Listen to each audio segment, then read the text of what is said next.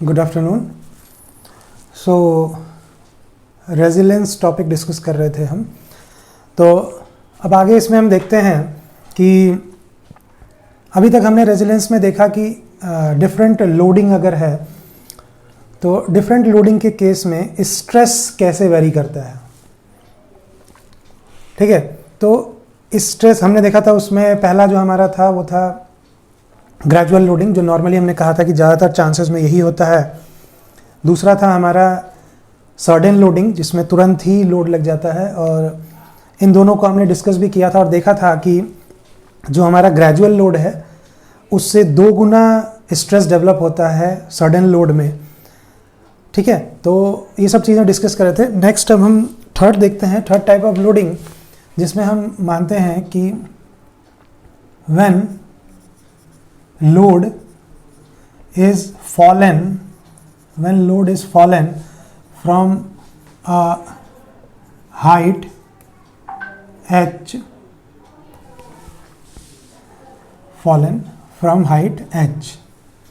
ठीक है।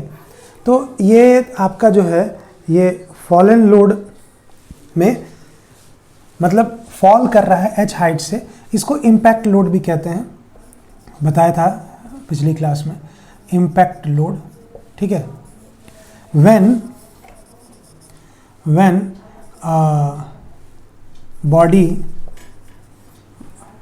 a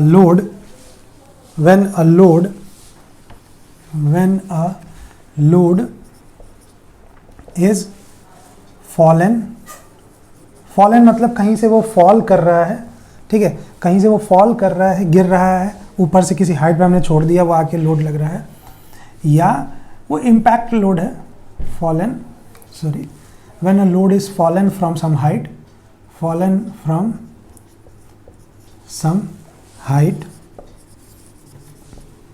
with some momentum in it, वही जो मोमेंटम होगा तो वो इम्पैक्ट लोडिंग दिखाएगा उस पर। ठीक है, तो अगर ऐसा केस होता है तो उसको हम लोड को क्या बोलते हैं, फॉलन लोड या इम्पैक्ट लोड बोलते हैं। तो इस केस में हमारा कितना स्ट्रेस डेवलप होगा वो हमें देखना है। तो देखते हैं इसको कैसे। कोई अगर h हाइट से अगर कोई बॉडी, देखते हैं कैसे होगा। मान लिया ये फिक्स सपोर्ट से एक कोई रॉड है,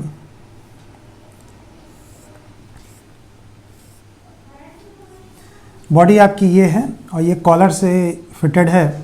ठीक है, ये कॉलर है, कॉलर फिट है। ठीक है, ये कॉलर फिटेड है और एक लोड जो है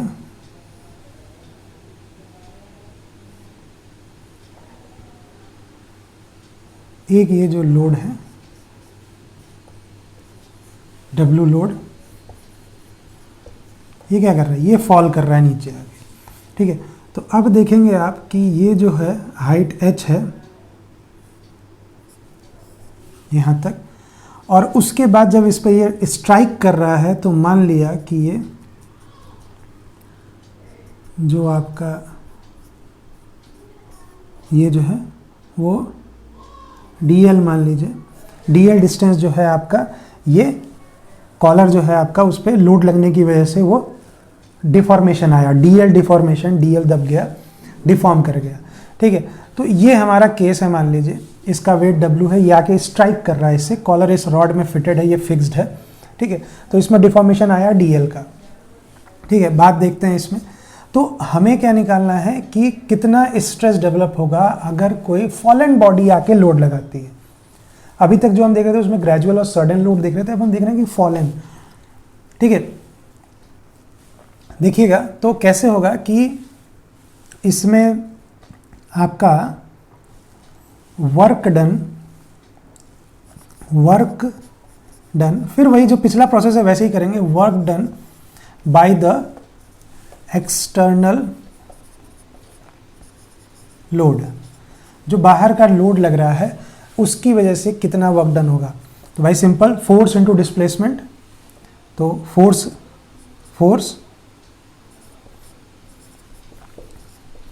डिस्प्लेसमेंट, बात समझ में आ रही।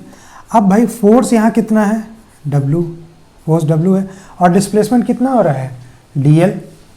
डिस्प्लेसमेंट कितना हो रहा है, dl नहीं, ध्यान रखिएगा वर्क कौन कर रहा है, एक्सटर्नल लोड, और लोड का डिस्प्लेसमेंट कितना हो रहा है, h। h भी लोड का ही डिस्प्लेसमेंट है, ठीक है ना।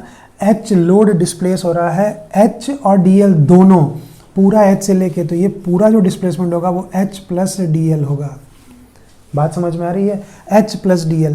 ये अकेला है जिसमें हम मान रहे हैं कि हाइट h से गिर रहा है, ये फॉलन बॉडी है, तो जितना h में उसकी एनर्जी कम हुई होगी, पोटेंशियल एनर्जी डाउन होगी, वो सारा का सारा इसको देगा वो। बात समझ में आ रही है, उतना पूरा एनर्जी इस पे देगा, ठीक है। तो ये हमारा आ गया work done by the external load. External load इतना वर्क डन कर रहा है। अब एनर्जी स्टोर्ड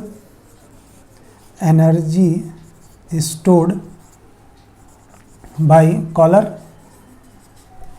कॉलर को एनर्जी कितनी स्टोर होगी। अब देखिए कल का फिर से वही कंसेप्ट जो लास्ट लेक्चर का आपको याद होगा कि हमने कहा था कि जो आपका लोड है वो कुछ भी हो लोड किसी भी तरीके से लगे। लोड में हमने बताया था कि वो हो सकता है कि ग्रेजुअल लोड हो, जिसमें हमने 1/2 करके लिया था, ट्रायंगल बन रहा था, ग्राफ से हमने समझाया था आपको लास्ट लेक्चर में। जिसको इसमें कन्फ्यूजन होगा वो लास्ट लेक्चर देखिएगा। और अगर वो सडन लोड था तो हमने कहा हॉरिजेंटल ग्राफ बनेगा, तुरंत एट टाइम t = 0 से हल्का सा भी आगे बढ़ा कि लोड सीधे मैक्सिमम लोड लगेगा, उसको सडन लोड कहा जाता है।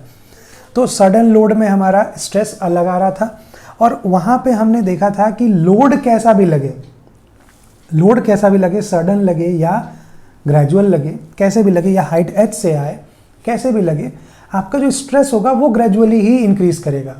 हमने ये बात समझी थी कल, ठीक है, लास्ट लेक्चर में। तो फिर उसके बाद अगर हम स्टोर्ड एनर्जी की बात करेंगे तो फिर वो ग्रेजुअल होगा, और ग्रेजुअल होगा तो वो फिर 1/2 वहाँ आएगा, ट्रायंगल बनेगा, तो 1/2 इंटू आपका जो इस हम बताते हैं ना हाफ क्या, उसमें जो स्ट्रेस फोर्स इंटू dl हमने बताया था। तो सिग्मा, अब ये देखिए जो पिछला वाले सब डेरिवेशन आप कर रहे हैं तो आपको ये स्टेप्स याद होने चाहिए कि हम हमेशा जो स्टोर्ड एनर्जी है उसको सिग्मा ए के टर्म्स में रखेंगे, सिग्मा ए, ठीक है, सिग्मा इंटू एरिया। क्यों? क्योंकि सिग्मा क्या है, stress is equal to force upon area, तो फोर्स कितना आ गया, सिग्मा इंटू ए, अब मल्टीप्लाइड बाई कितना। अब देखिए ये हम कॉलर में स्टोर्ड एनर्जी निकालना है, तो सिर्फ कॉलर कितना नीचे गया है, सिर्फ उतनी डिस्टेंस, कॉलर का इस हाइट से अभी कोई मतलब नहीं है। वो हाइट कौन ट्रेवल कर रहा है, एक्सटर्नल लोड, कॉलर तो सिर्फ dl डिस्टेंस ट्रेवल कर रहा है। बात समझ में आई, तो यहाँ dl, कोई दिक्कत है इसमें। अब एक बात और ध्यान रखिएगा कि यहाँ dl जो है ये कॉलर डिस्टेंस ले रहा है, तो कई बार क्वेश्चन में आपको दिया रहेगा कंफ्यूज करने के लिए, आपको जो लोड दिया रहेगा, मान लो इसका भी एरिया दे दिया कि इतने एरिया का हैमर ऊपर से आ रहा है, और आपको इसका भी एरिया दे दिया, तो बड़े ही ध्यान से, इत्मीनान से इसको कीजिएगा कि यहाँ पे जो एरिया है ये हमेशा कॉलर का होगा। देखिए मैं यहाँ लिख नहीं रहा हूँ क्योंकि यहाँ कॉलर हमने लिया है, हो सकता है कोई और बॉडी हो तो आप कंफ्यूज ना हो जाए, तो इसलिए सिर्फ ए, बस ये ध्यान रखिएगा कि जो बॉडी है उसका लेना है जिस पे इम्पैक्ट हो रहा है, जो इम्पैक्ट कर रहा है उसका एरिया मत लेना, वरना बिल्कुल गड़बड़ हो जाएगा। ये बहुत कंफ्यूजिंग होता है कई बार, और क्वेश्चन में कंफ्यूज करने के लिए दोनों का एरिया देगा। बात समझ में आ रही है? तो आप यहाँ पे जो एरिया लेंगे वो आप किसका लेंगे, आप लेंगे इस कॉलर का, ठीक है। अब आपको पता है कि जितना एक्सटर्नल लोड वर्क करेगा उतनी ही एनर्जी स्टोर होगी, ठीक है। तो एज वी नो, हम जानते हैं कि work done by load is equal to energy stored by collar, दोनों बराबर होगी। तो आपका ये आ गया W into H plus DL, ये क्या था, यही तो वर्क डन था बाय लोड, और एनर्जी स्टोर्ड कितना था, 1/2 into half sigma into area into DL। बात समझ में आ रही है? कोई दिक्कत इसमें? अब देखते हैं, ठीक है। तो अब देखिए हमें अब आगे जो है एग्ज़ाम में भी आप आएंगे तो यहाँ तक तो आप सारा काम कर लेंगे, बट इसके बाद आपको फिर दिमाग में आना चाहिए। डेरिवेशन में यही प्रॉब्लम आती है, क्यों डेरिवेशन नहीं याद रहता है कि अब आगे क्या करें। ये तो आ गया, ठीक है, अब यहाँ से सीधे आप, बट आप कर क्या रहे हैं, आपको चाहिए क्या, स्ट्रेस आप कैलकुलेट कर रहे हैं। आप क्या करेंगे, stress when load is fallen from a height h। कौन से केस में स्ट्रेस कैलकुलेट कर रहे हैं, जब एक h हाइट से कोई आपका फॉल हो रहा है, कोई लोड। बात समझ में आ रही है? तो ठीक है, चलिए, तो मेन चीज़ क्या है कि आपको स्ट्रेस फाइंड करना है, और किसके, व्हेन लोड इज फॉलन, तो लोड के रिस्पेक्ट में आपको स्ट्रेस। अभी तक हमने यही निकाला था, हमने देखा था कि सिग्मा इज इक्वल टू, एक में आ रहा था W is equal to sigma by, हाँ, stress sigma is equal to W by A, P by A, और दूसरे में सडन लोड में आ रहा था 2P बाई ए, मतलब ट्वाइस आ रहा था। तो स्ट्रेस और लोड में हमें एक रिलेशन निकालना है कि कैसे लोड क्या होगा, तो वो हमें देखना है। तो यहाँ भी हमें स्ट्रेस और लोड ही होना चाहिए। तो स्ट्रेस तो ठीक है, बट ये DL जो आ रहा है ये दिक्कत कर रहा है, तो इस DL को हटाना पड़ेगा। बात समझ में आ रही है? ये DL हमें नहीं पता, ये हमें कभी भी क्वेश्चन में या प्रैक्टिकल साइंस में हमें, भाई आप मशीन बनाने जाना तो आपको पहले से नहीं पता है कि कितना डिफॉर्मेशन होगा। आपको पहले से मशीन में जो लोड लगना है वो पता होगा, तो उसके हिसाब से स्ट्रेस पता होगा, प्लस जो मटेरियल आप यूज़ कर रहे हैं उसकी अलग अलग प्रॉपर्टीज़ आपको पता होंगी, उसका यंग्स मॉडुलस पता होगा, ये सारी चीज़ें जैसे पिछले किया था। तो बेसिकली हमें इस DL को हटाना है, क्योंकि DL हमें नहीं पता रहता, ठीक है ना। अब बेसिकली हमें चाहिए कि इसमें, हमने उस दिन भी बताया था कि जो बेसिक टर्म्स होते हैं वो होता है लोड हमें कितना लगेगा वो हमें पता होता है, हमें स्ट्रेस, जब लोड पता है तो स्ट्रेस हमें पता है, खुद ही बताने की ज़रूरत नहीं है, तो ये हमें पता रहता है। और दूसरा हमें यंग्स मॉडुलस, तो सिग्मा और ई के टर्म्स में ही सारी चीज़ें होनी चाहिए। और सिग्मा का मतलब लोड, तो लोड तो ठीक है, एच तो ये नया केस है कि फ्रॉम एच हाइट से गिर रहा है, तो ये हमें रखेगा। DL एक इसमें है कि DL को ही हटाना है, तो DL को हटाने के लिए पिछले में भी हमने किया था, DL को ही हटाया था। तो आपको याद होगा कि DL को हमने लिखा था पिछली बार, क्या कैसे लगाया था, उसको स्ट्रेस के टर्म्स में लाए थे। तो आपको पता होगा कि Young's modulus E is equal to stress upon strain, और स्ट्रेन को हम लिख सकते हैं DL, delta L upon L, वही DL ऊपर L। तो ये हो गया, यहाँ से DL निकालेंगे तो कितना आ जाएगा, सिग्मा L अपॉन E, ये DL आ जाएगा। अब इस DL की वैल्यू यहाँ सब जगह रख दीजिए, तो W H plus sigma L upon E बराबर half sigma A into sigma L upon E। बात समझ में आई? ये यहाँ रख दिया, ये कहाँ से आया, यहाँ से ब्रैकेट में ये हो जाएगा, ठीक है।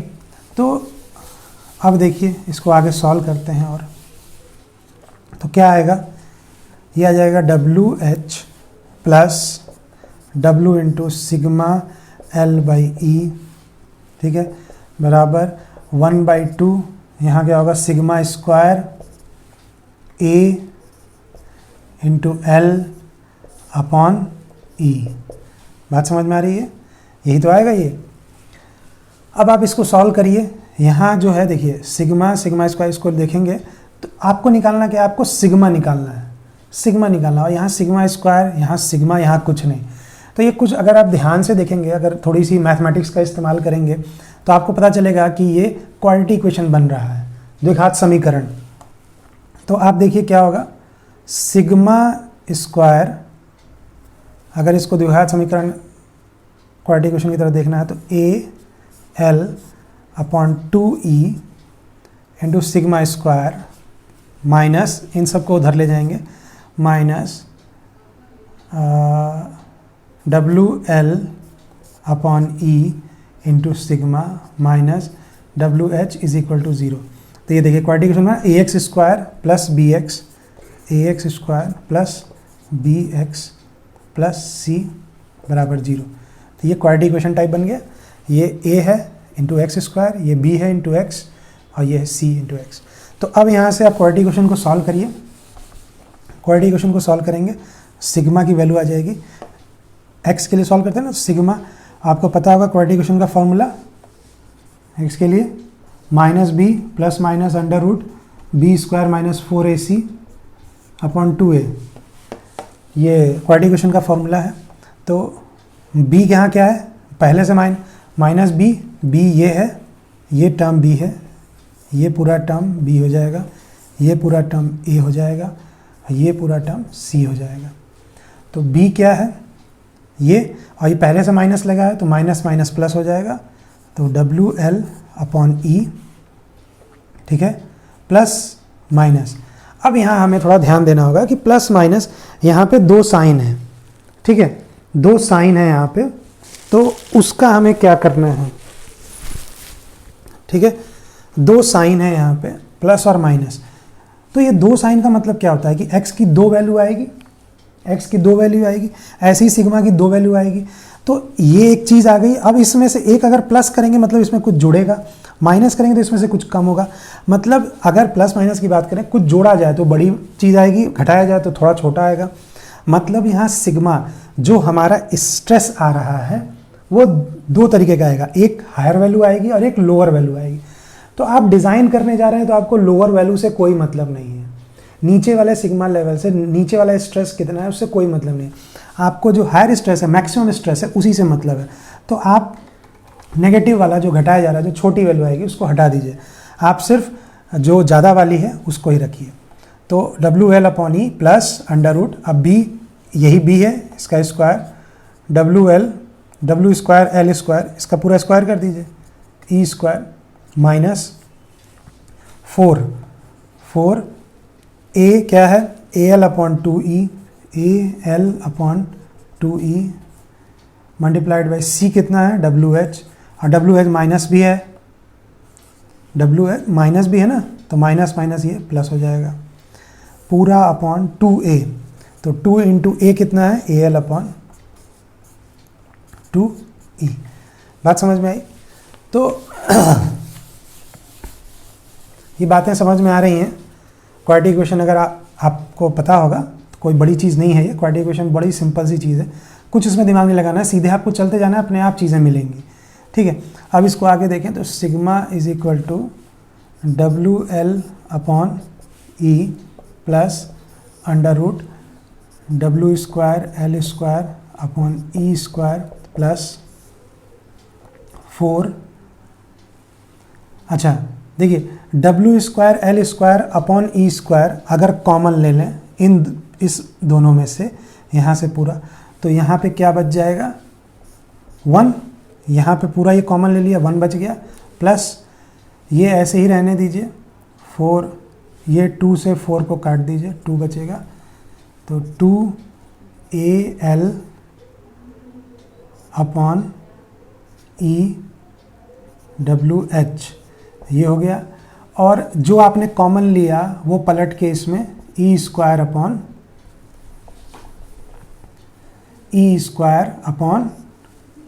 W स्क्वायर L स्क्वायर आ जाएगा।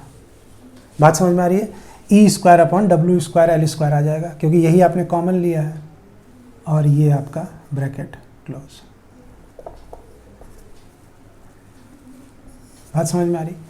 अब ये अगर रूट के बाहर निकालेंगे, ये वाली चीज़ रूट के बाहर निकालेंगे, यहाँ से चीज़ें काट सकते हैं आप, ये सॉरी L स्क्वायर, L से स्क्वायर कट जाएगा, E से स्क्वायर कट जाएगा, ठीक है। ये चीज़ बाहर आएगी तो सारा स्क्वायर हट जाएगा। तो देखिए, अच्छा अपॉन में भी कुछ है, ये 2 से 2 कट गया, तो AL अपॉन E, ठीक है। बात समझ में आई? तो ये आ जाएगा WL अपॉन E प्लस ये बाहर आया तो ये भी WL upon E under root 1 plus 2AWH E upon, अरे W भी कटेगा, स्क्वायर से W भी कट जाएगा, WL। बात समझ में आई? Upon AL upon E। अब L upon E, L upon E, L upon E cut गया, तो आपका अल्टीमेट आएगा कितना, सिग्मा आपका आ जाएगा W plus W under root 1 plus 2AHE upon WL upon A। ये आपका आ गया stress in case of a body fallen from a height h। बात समझ में आई? अब इसमें आप ये आपका आएगा स्ट्रेस, क्वाड्रेटिक इक्वेशन सॉल्व करने पे आएगा। इस इक्वेशन को याद रखिएगा कि कहीं भी आपको पूछा जा सकता है, ठीक है। अच्छा, एक चीज़ और उसमें ध्यान रखने वाली बात है कि ये एक स्पेशल केस होता है हाइट h से आने का, ये जनरल केस होता है। और इसी का मैं क्या बोल रहा हूँ उसको बहुत ध्यान से समझिएगा। ये आपका फॉर्मूला आ गया, ठीक है, फाइनल। तो ये ध्यान दीजिएगा कि ये जो केस है ये जनरल केस है। मतलब किसी भी बॉडी पे अगर आपको कहना है कि सडन लोड लगाना है, तो एक तरह से देखिए कि आप इस बॉडी पे जो लोड, इस बॉडी को क्या फील होगा जब ये आके इसे टकराएगा, तभी तो इसको पता चलेगा कि इससे बॉडी आके टकराई है। जब तक ये ऊपर है तब तक इसको कुछ भी नहीं पता है, ठीक है। तो जब ये आके टकराई तब इसे पता चला कि भाई ये है। तो इसको क्या फील होगा कि कोई सडन लोड आके मुझसे लगा, वो ऊपर से आ रहा था एनर्जी लेके, वो तो कैलकुलेशन के लिए किया हमने। बट ओरिजिनल फॉर्मूला तो यही है, इसमें कोई दो राय नहीं है, फॉर्मूला यही आएगा। अगर आपको ये देखना है कि ये कैसे स्पेशल केस, इसका स्पेशल केस, ये जो हमने केस किया फ्रॉम हाइट h, इसका स्पेशल केस सडन लोड होता है। तो देखिए इसमें हमने पहला इक्वेशन क्या बनाया था, दोनों को अगर इक्वेट किया था तो WH प्लस डी एल बराबर 1/2 sigma A into D L. यही तो बनाया था हमने, यही तो केस हमने बनाया था, याद आ रहा है आपको? तो अब ध्यान दीजिए कि अगर हम यहाँ पे कहें कि जैसे सडन लोड का क्या मतलब, सडन लोड में हम हाइट h की बात नहीं करते ना, कोई चीज़ फॉल नहीं होती है। तो if h is equal to 0, हम h को 0 कर दें, मतलब हाइट को हम नहीं मान रहे हैं, सिंपल हम माने कि सीधे आके टकराया, सीधे यहाँ सडन लोड लगा। h अगर 0 हो गया, हाइट से नहीं आ रहा और लोड उतना ही लग रहा है, तो ये कैसा केस हो जाएगा, सडन वाला ही तो हो जाएगा। तो देखें क्या ये वैल्यू रखने पे हमारा क्या आता है। h अगर 0 रख दिया तो ये 0 हो गया, तो ये क्या आ जाएगा, WDL बराबर 1 सिग्मा A इंटू DL ख़त्म हो जाएगा। यहाँ से देखिए क्या आ जाएगा, सिग्मा कितना हो जाएगा, 2W/A। देखिए यही तो आया था सिग्मा, 2P/A, वहाँ P माना था हमने लोड को, 2W/A ट्वाइस सडन लोड का। तो मतलब क्या हुआ कि ये जो फॉलन हो रहा है, महसूस आप खुद भी कर सकते हैं कि फॉलन हो रहा है। सडन का केस कैसे बनेगा, हमने एक आपको एक्सप्लोजन का बात बताया था, एक्सीडेंट की बात बताई थी कि कोई भी चीज़, जैसे हमने कहा था कि एक्सीडेंट भी एक सडन का है, बट वो इसमें भी आएगा फॉलन वाले में। तो कोई चीज़ मोमेंटम से आ रही है, तो भाई एक्सीडेंट में भी कोई चीज़ बहुत दूरी से आके आपको झटके से टकराई, तो आपको तो महसूस हुआ कि कोई चीज़ इमीडिएटली बहुत जल्दी आपके साथ टकरा गई, आपको तो ये महसूस हुआ। बट असली में तो वो दूर से काफ़ी वेलोसिटी से, मोमेंटम से गाड़ी बहुत तेज़ी से चल के आ रही होगी, तब आपको, बट आपको क्या फील हुआ कि वो सडन आ रहा है।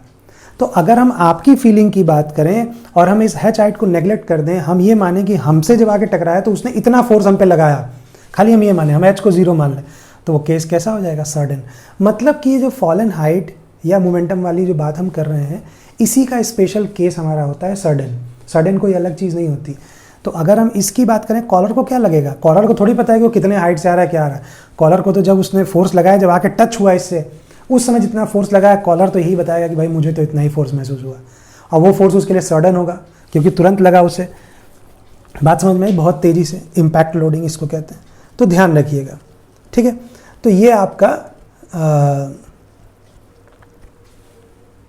लोड का जब h हाइट पे है तो ये आपका इक्वेशन बनेगा, और इसी का स्पेशल केस ये होता है, याद रखिएगा, ठीक है।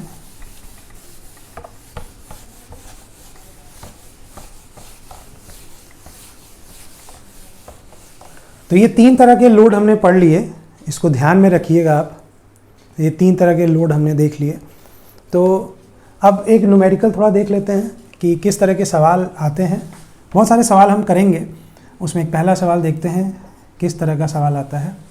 तो आपको एक क्वेश्चन दिया हुआ है, मैं सीधे क्वेश्चन बता देता हूँ क्या दिया हुआ है, क्वेश्चन लिखवाना नहीं है। तो क्वेश्चन में क्या दिया हुआ है कि a body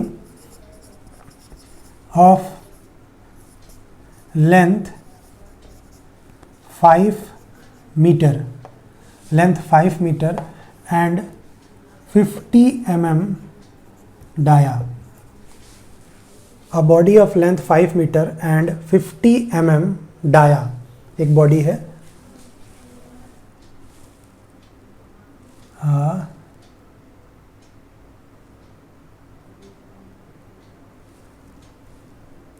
and a force of 100 kilonewton, 100 kilonewton is applied on it,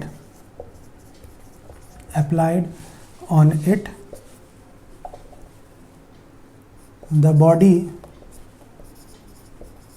having modulus of elasticity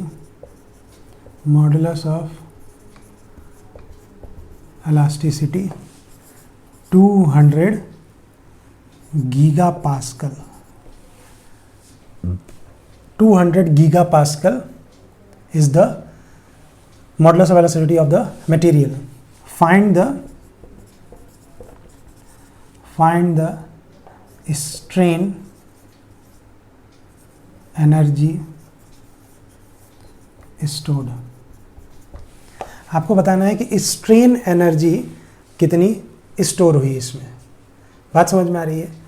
तो सबसे पहले तो आपको क्या करना है, कोई भी क्वेश्चन सॉल्व करने से पहले आप उसका गिवन लिख लिया कीजिए। It is a very good practice. एक अच्छी आदत है कि पहले गिवन लिखना चाहिए, कि जिससे आपको एक खाका तैयार हो जाए आपके दिमाग में। तो सबसे पहली चीज़ कि उसका लेंथ L जो है वो 5 मीटर दिया हुआ है। अब ध्यान दीजिएगा कि giga pascal 200 giga pascal, diameter mm में दिया है। तो गीगा पास्कल को जब आप न्यूटन्स की यूनिट में चेंज करते हैं तो पास्कल से वो mm में ही आता है। तो ये अच्छा होगा आपके लिए कि mm में ही सबको रखें, तो ज़्यादा बढ़िया रहेगा। तो 5 मीटर को जब mm में चेंज करेंगे तो ये 5000 mm हो जाएगा। डाया D तो 50 mm, इसको ऐसे ही रख देना है, कोई दिक्कत नहीं। फोर्स P या W जो भी आप कहना चाहें वो 100 किलो न्यूटन है। किलो न्यूटन को चेंज कर लेंगे न्यूटन में, तो ये 100 × 10⁻³ न्यूटन हो जाएगा। और आपका जो मॉडुलस ऑफ इलास्टिसिटी मतलब E मतलब यंग्स मॉडुलस दिया हुआ है 200 गीगा पास्कल। 200 गीगा पास्कल, इसको चेंज कीजिए मेगा पास्कल में, क्योंकि मेगा पास्कल से कन्वर्ट होता है। 200 × 10⁻³ मेगा पास्कल, और मेगा पास्कल बराबर होता है न्यूटन पर mm स्क्वायर के। तो ये कुछ यूनिट्स आपको याद रखनी पड़ेंगी, यूनिट कन्वर्जन आपको पता रहना चाहिए। तो न्यूटन पर mm स्क्वायर, ठीक है। ये मॉडुलस ऑफ इलास्टिसिटी की भी यूनिट होती है, और कैसे होती है उसको आप जब स्ट्रेस स्ट्रेन पढ़े होंगे तो उसमें पता होगा आपको। तो मेगा पास्कल जो है वो न्यूटन पर mm स्क्वायर के बराबर होता है, ठीक है।